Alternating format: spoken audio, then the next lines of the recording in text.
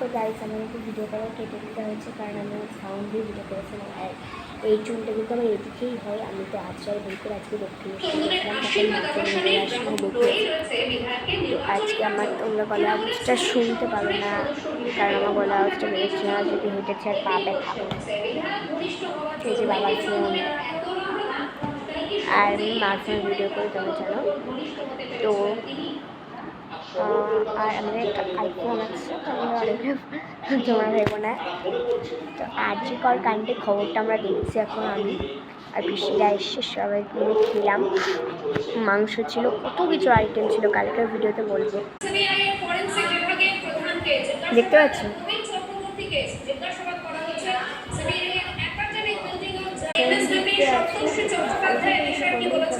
এবার লাইভ